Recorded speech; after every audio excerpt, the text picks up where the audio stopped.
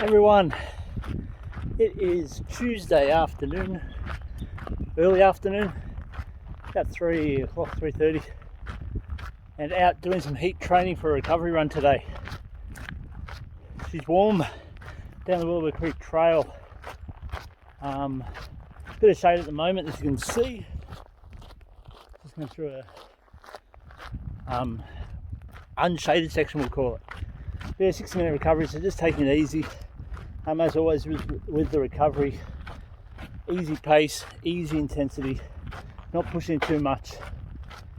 Going to do some fueling, of course, that's part of it. As I always talk about, better to get it wrong on a 60-minute run than to get it wrong on a 3-hour run.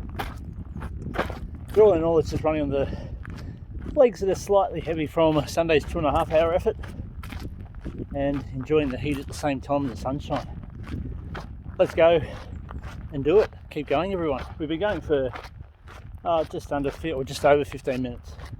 A couple of Ks under my belt. Nice casual pace. Running with heart all the way.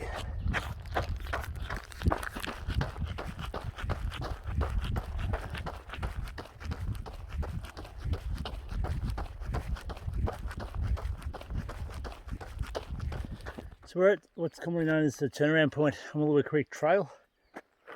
You get the choice of up here, which is known as Hungry Heart. And this one, I can't remember what I call this one, take it to the top or something. Anyway, you've got two hill options where you can turn back and go back down the trail, keeping along the flat of the LiQWYD Creek. This is where I guess it's fair to say, is really took my trail running took it again seriously, I guess, from doing it in the early days of cross-country at primary school and then sort of fading away from it, becoming more onto the roads. And that was probably simply because of my fear of snakes. And I've managed to, I won't say conquer it, but get that fear to a point where it's manageable and I can be out here on a hot summer day in the middle of the day and be on the trails and doing what I love so much, and that's running in the bush and in amongst nature. And so it's actually here a couple of years ago, earlier in COVID, I believe, where Monique and myself were down here training in the summer heat. I caught it where the Australian athletes, the long distance athletes, go to the Snowies at this time of year for their week-long running camp where they run at altitude. Not Mount Buffalo, I think it is. And so it became that week my own version of the Mount Buffalo summer training. And actually that means they're doing the 6-foot track marathon. I'm going to head back this. Actually, we might go up the hill a bit and then we'll come back down. I guess at about the halfway point. Yeah, so my training really took hold and took that serious turn, I guess, for trail running in preparation for the 6-foot track marathon, which I ran in March that year. And it was on that 6-foot track marathon where I retired for the umpteenth time from long distance running, and particularly shelved the dream of doing 100k distance and anything longer really than, I think I talked about sit a surf if I remember correctly. I still want to find the footage of that. I don't know if there is footage actually, but it's in my running journal.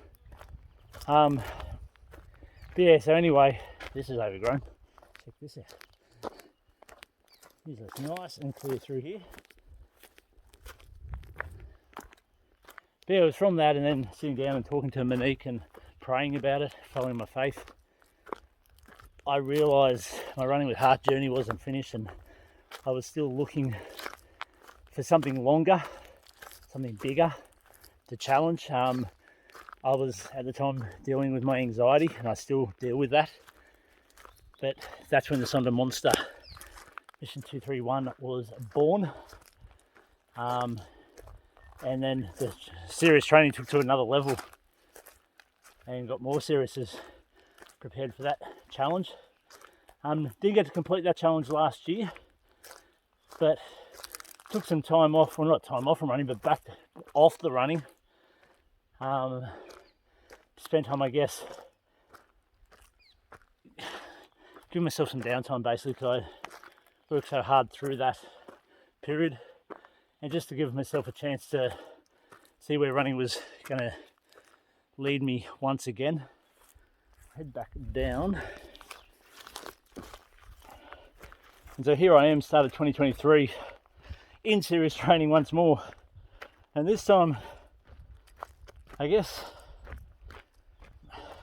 sometimes you got to take a step back in your journey to go forward. And so the Boston project is something I created, again, for the Heart Foundation back in 2018, 2019, to fulfill a pledge I made standing on the start line in New York in 2013, where I'd run the Boston Marathon in support of the community of Boston and the running community worldwide after the Boston bombings of that same year in 2013.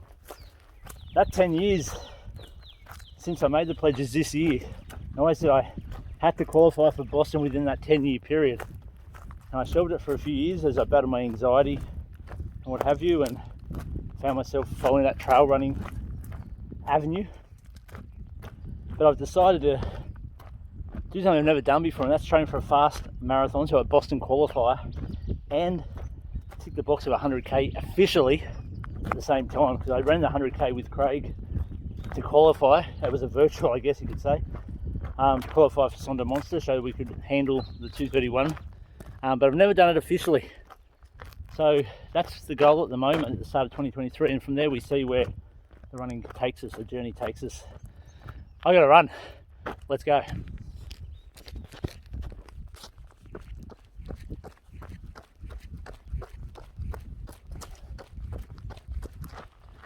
One of the good things about ultra running and ultra training is you get to eat all the kids' food, as in the food you'd eat when you were younger. The good old fruit bars, full of sugar, and the good old Scooby-Doos, or Scoobies as I call them.